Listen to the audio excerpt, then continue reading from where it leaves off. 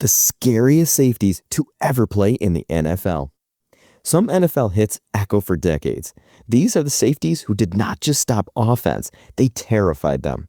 Quarterbacks hesitated, receivers alligator-armed passes, and coordinators rewrote playbooks because of these men. The safety position has always been the last line of defense, but some players turned it into something far more intimidating. These were enforcers, ball hawks, field generals, and nightmare fuel for anyone daring to cross the middle. Today, we look back at the scariest safeties to ever play in the NFL, the ones who changed the game with brutality, brains, and unmatched instincts. This is not just a countdown. It is a journey into the mindset and legacy of defenders who forced the league to adapt, rewrite rules, and reconsider what fear means on a football field. Number 10, Rodney Harrison, the enforcer with intent. Rodney Harrison was the safety opponents hated, but secretly admired. He played every snap with the mentality of someone who believed football was a contact sport for a reason. Harrison's hits were violent, controlled, and timed with perfect precision. Wide receivers entering the Patriots secondary knew they might leave with sore ribs or broken confidence. What made Harrison especially intimidating was his intelligence. He understood angles better than most and disguised coverages so effectively that quarterbacks often believed he was out of the play, until he wasn't. Harrison's leadership was legendary in New England, where he became the heartbeat of Bill Belichick's championship defense. And while the league fined him repeatedly for excessive violence, fans knew they were watching someone who embodied old-school football energy in a modern era. Number 9, John Lynch, the silent assassin. John Lynch never needed trash talk. He let collisions speak for him. Standing tall at 6'2", with linebacker-level strength, Lynch played safety the way blacksmiths work metal, with force, control, and total commitment. His hits became part of Tampa Bay's identity. Buccaneers' Tampa 2 system was built on speed, intelligence, and one terrifying truth: anyone crossing the deep zones had to survive John Lynch. His clean, perfectly timed strikes often made crowds gasp. Lynch's ability to read plays, recognize formations, and deliver explosive contact made him a blend of old-school toughness and new-school anticipation. Even today, wideouts from the early 2000s mention him with a mixture of respect and fear. Number 8, Steve Atwater, the hit that echoed forever. Steve Atwater's legend was cemented in one play, the hit on Christian Okoye, the Nigerian nightmare. Okoye was a tank disguised as a running back, and Atwater flattened him like he weighed nothing. That one collision became a symbol of Denver's toughness, but it barely scratched the surface of Atwater's career. He brought a linebacker mentality to the safety role and made receivers question every route over the middle. His combination of size, speed, and ferocity changed how offenses prepared. With Atwater lurking deep, quarterbacks avoided the middle third of the field entirely.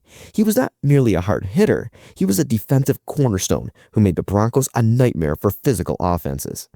Number 7, Kam Chancellor, the Legion of Boom's hammer. The Legion of Boom was already fierce, but Kam Chancellor made it truly terrifying. He hit like a wrecking ball, controlled games with his voice, and intimidated players before the ball was even snapped. Chancellor was a safety built like a power lifter. At 6'3" and 230 pounds, he made receivers think twice about catching anything in his zone. His most iconic moment came in the playoffs against the 49ers when he delivered a hit so clean and so devastating that it instantly became part of NFL folklore. But Chancellor was more than just muscle. He was the emotional leader of Seattle's Super Bowl defense, the commander who kept everyone disciplined, aggressive, and committed. In an era of fast, finesse offenses, he brought back fear with every collision. Number 6, Brian Dawkins, the Weapon X phenomenon.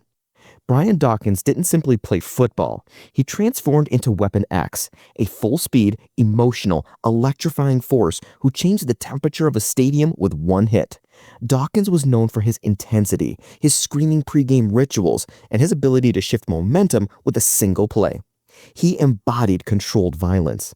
Dawkins hit like a missile, but covered ground with the elegance of a cornerback.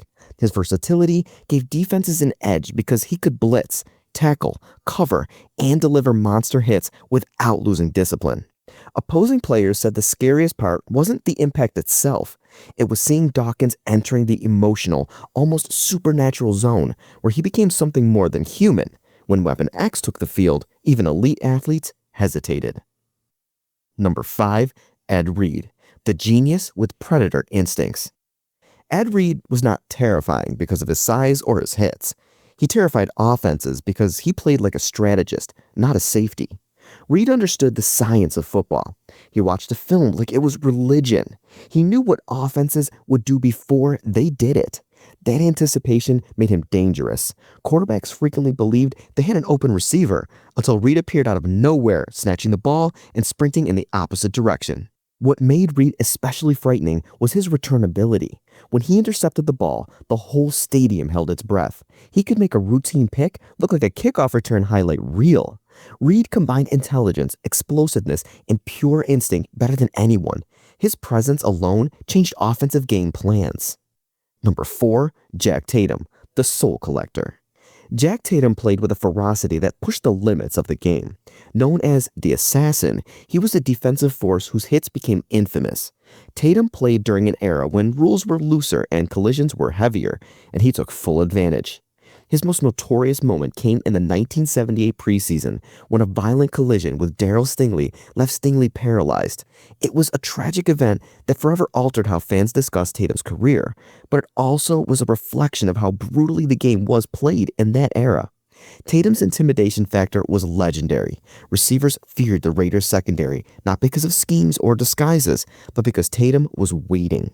Every catch in his zone was a coin flip between success and physical punishment.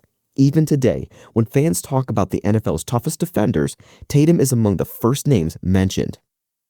Number 3. Sean Taylor, the most terrifying safety ever.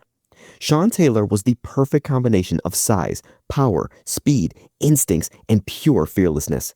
At 6'3" with sprinter speed, he moved like a cornerback but hit like a linebacker. Taylor delivered hits that felt seismic, exploding through receivers with clean, destructive force. His Pro Bowl hit on the punter in the 2006 Pro Bowl became one of the most iconic collisions in football history. But that was just one example of the intensity he brought to every snap.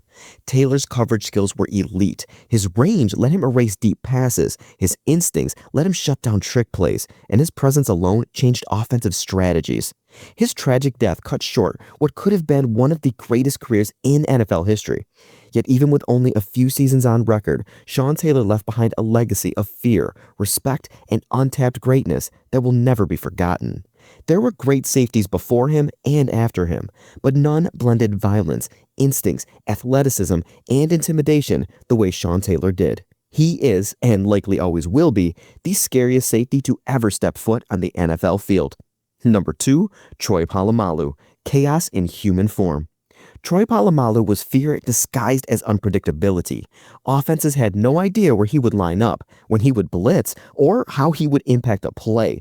He played with a freedom few defensive coordinators allowed, and he rewarded them with some of the most unforgettable moments in NFL history. Polamalu would leap over the line at the perfect moment. He would disguise coverages so convincingly that quarterbacks froze mid-read. He would chase down plays from impossible angles. His hair, his energy, his instincts, and his relentless pursuit made him feel like a character from myth rather than a football player. And while he wasn't the biggest hitter, his timing made his collisions devastating. Polamalu intimidated offenses not because of brutality, but because he could break any play at any moment. Number 1, Ronnie Lott, the man who cut off his finger. Ronnie Lott's toughness is the stuff of myth. When he shattered his finger during a game, he reportedly chose to amputate part of it rather than miss time. That was the mentality he played with.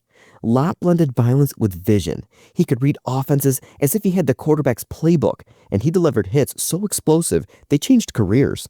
He dominated both cornerback and safety, which was unheard of in his era.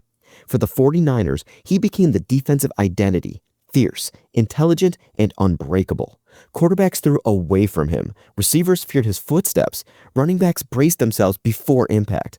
Lott was not just a scary safety. He was the standard for what defensive greatness looked like. If you enjoyed this deep dive into the NFL's most intimidating safeties, like this video, subscribe for more football storytelling, and comment which defender you want covered next. Your support drives future uploads.